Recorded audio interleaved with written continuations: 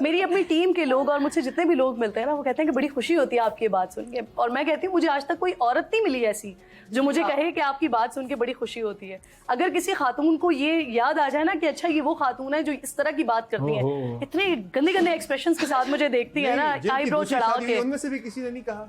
नहीं, second wife भी बुरा मानती है कि भाई क्यों कह रही हैं आप क्यों रहे हैं, क्योंकि वो एक्सपीरियंस कर चुकी होती है।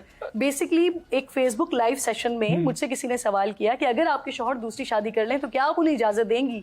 मेरा माइंड, हाँ, कर लें या करना चाहे, कर लें या करना चाहे तो आप उन्हें इजाजत देंगी? तो मैं यहाँ से बड़ी क्लियर हूँ इस मामले में कि ये मेरा इसमें इजाजत देना या ना देना बनता नहीं है। ये अल्लाह ताला ने मर्द को इजाजत दी हुई है 4 शादियों की। अगर मेरे शौहर करना चाहे तो मैं क्या कर सकती हूँ? चूड़ियां तोड़ूंगी, क्या करूंगी? ज्यादा रोऊंगी धोऊंगी, इसके अलावा तो कुछ नहीं कर सकती ना। अल्लाह ने उनको इजाजत दी हुई है। तो मैं यहाँ से बड़ी क्लियर हूँ। प्लस मैंने अपनी अम्मी को सारी जिंदगी बचपन में अपने अब्बा को ये मनाते हुए देखा, आप प्लीज आप साहिब इस्तिताअत हैं, आप शादी कर लें।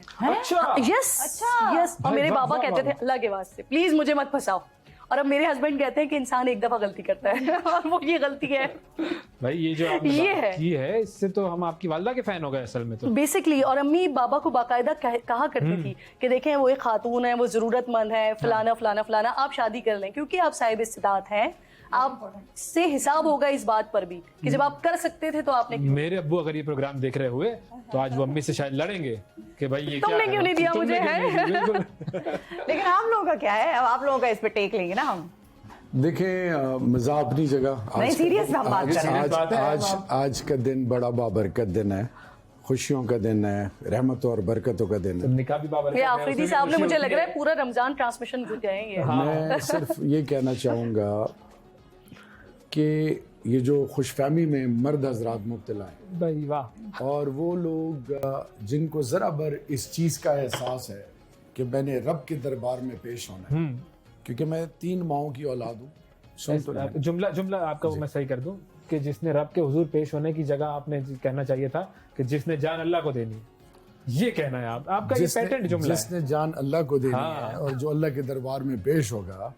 सो मैं ये कहूँगा कि बहुत बड़ी आजमाइश है, बहुत बड़ा इम्तिहान, बैलेंसिंग एक्ट बड़ा मुश्किल है, बहुत मुश्किल है। इसको मजाक में भी लेना चाहिए। और क्योंकि अब मैं एक बाप हूँ, बेटी का बाप भी हूँ, बेटियों का बाप उसमें तो बिल्कुल। तो जो एक बाप अपनी बेटी के लिए जो सोचता है, तो एक शख्स जब दूसरी शादी का सोचे तो ये जरूर सोचे अगर उसकी बेटी हो और उसके साथ ही हो तो फिर क्या हो। बिल्कुल, ये इसको देखने का एक अलग पर्सपेक्टिव है। और ये मर्दों को देखने का जाविया है, मर्दों को देखने का जाविया है। इसीलिए तो अल्लाह ताला ने कुरान पाक में फरमाया ना कि अगर तुम बैलेंस कर सको तो ये मर्दों का देखने का जाविया है। बहनों पे भी है कि जो अगली के घर के ऊपर उनके घर जाती है, so they need to think twice as well कि मैं जा रही हूँ।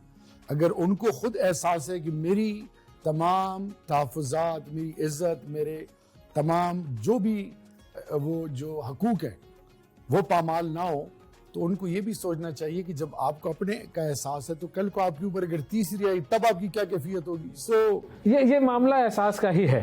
समर, आपकी दूसरी शादी तो क्रिकेट से हो गई है। हम घबरा गए थे हमें इसका जुमला सुन के। तोड़ दी यार।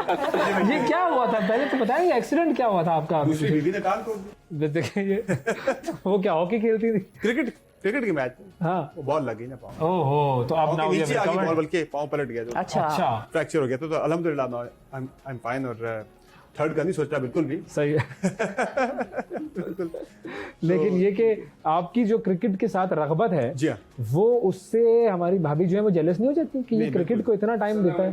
अस्सलाम वालेकुम, माशाल्लाह। ये जनाब क्या हाल है जी? अस्सलाम वालेकुम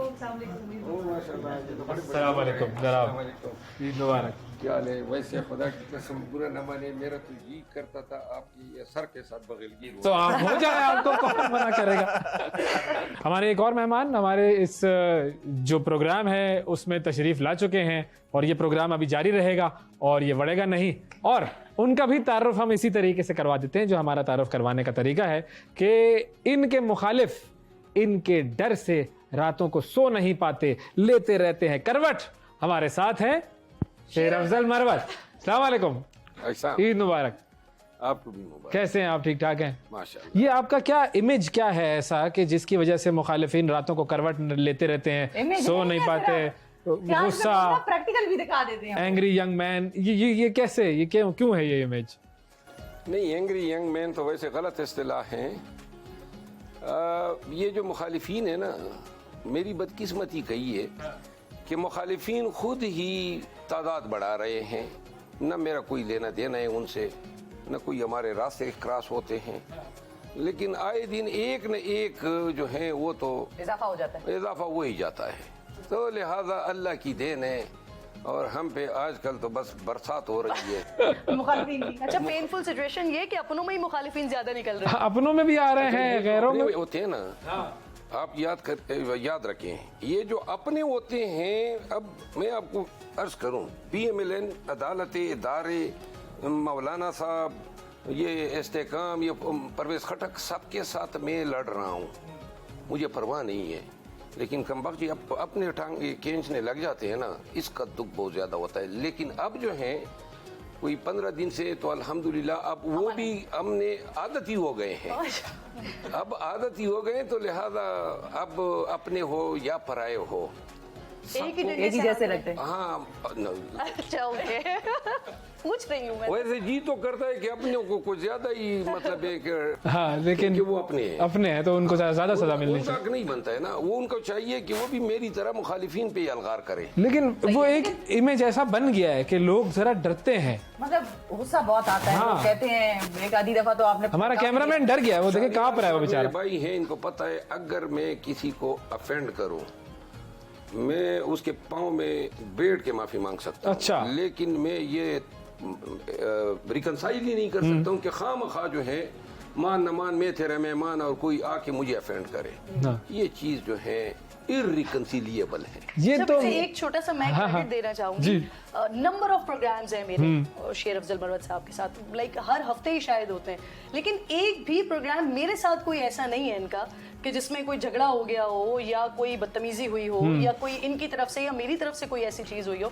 बड़े सुकून से प्रोग्राम्स जाते हैं। बाकी मैं प्रोग्राम्स देख रही होती हूँ, मैं कहती हूँ वहां पे कौन क्या हो गया है आपका? कोई है जो तो मेरे छेड़ता है शहर में इनको। अल्हम्दुलिल्लाह हाँ। ऐसा कुछ नहीं होता। नहीं, लेकिन मोहतरमा खुद तमीजदार है, तो बाकी जो बाज़ औक़ात एंकर साहिबान या खवातीन से भी तू तकार हो ही जाती है। लेकिन आप देख लें सारे प्रोग्राम, एक दफा एक खातून है फरवा, उसके साथ वो तो बड़ा क्लिप चला भाई, हाँ क्लिप चला, हमारे ही चैनल पे है, वो हमारी दोस्त है बड़ी, बिल्कुल। अच्छा आप सुने ना। हाँ हाँ बताएं। उसके सवाल आप याद करें ना, मेरे मुंह से एक दो सख्त अल्फाज निकल गए। सही है। लेकिन मेरे पास उनका नंबर नहीं था।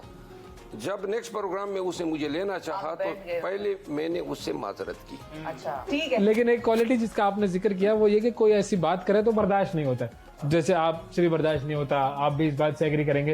ये जो इनसे भी नहीं होता है। हाँ वही शिफा से भी नहीं होता है। ये पश्तून कौम की एक कैरेक्टरिस्टिक है। ये है, ये कैरेक्टरिस्टिक ऐसी है, बात है कि गलत बात नहीं।